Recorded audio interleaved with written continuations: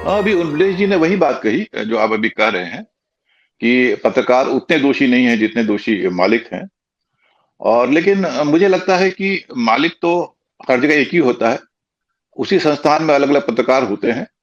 और मुझे याद आ रहा है जब 16-17 के आसपास जब ये मोदी शाह का काफ़ी वर्चस्व हो गया, तो हमारे पास भी मैं जब टाइम्स इंटरनेट में था, जो टाइम्स ग्रुप का एक हिस्सा है, और उससे पहले कोई रोक नहीं थी, लेकिन 16 के आसपास उसके बाद ये हो गया कि भई मोदी और शाह, इनके खिलाफ कोई खबर नहीं जाएगी।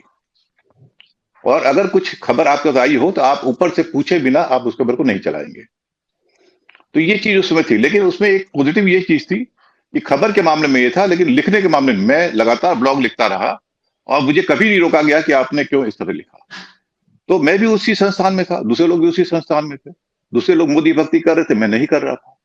तो माथुर जी ने बड़ी अच्छी बात कही थी, मैं यहाँ कोट करता हूँ, जो अच्छा पत्रकार के लिए बहुत ज़रूरी है और आज के दौर में और ज़्यादा ज़रूरी है। कोई नए पत्रकार जब हम पूछते हैं कि हम क्या करें, तो माथुर जी ने किसी इंटरव्यू में कहा, राजेंद्र माथुर, कई लोग नहीं जानते होंगे, तो इसलिए मैं नाम पूरा ले लेता हूँ। राजेंद्र माथुर जी से किसी ने पूछा कि क्या आप अपने जीवन में, अपने पत्रकारिता जीवन में, वो सब कुछ लिख पाए जो आप लिखना चाहते थे हमेशा?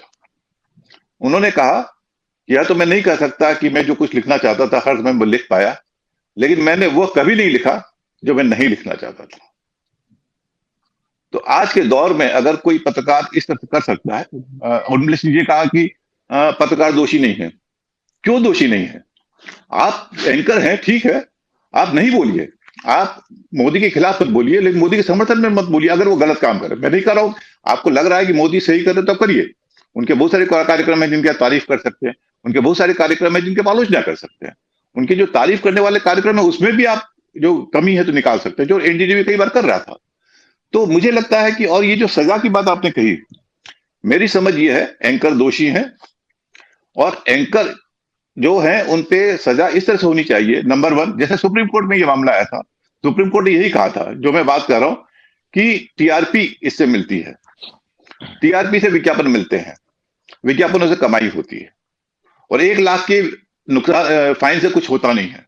होना ये चाहिए कि आपको उस प्रोग्राम में जितनी टीआरपी मिली है, जितना ऐड मिला है उस प्रोग्राम में, उस ऐड का कम से कम 10 गुना आप एंकर से काटिए।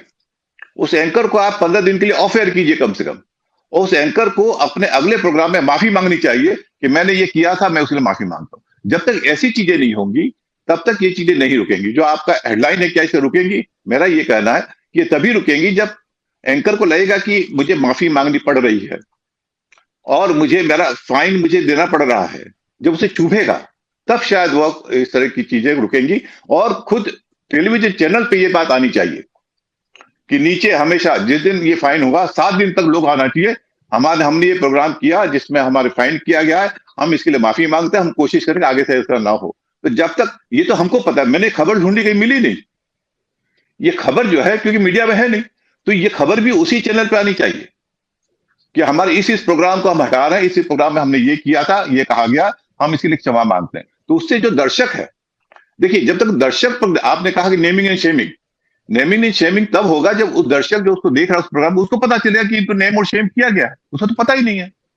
तो उस टीवी चैनल पे उस एंकर के द्वारा माफी मांगनी चाहिए, उस पे ये खबर आनी चाहिए, नीचे लगना चाहिए कि हम माफी। जब तक ये नहीं होगा, तब तक मेरे ख्याल से 1 लाख के फाइन से कुछ होने वाला नहीं है।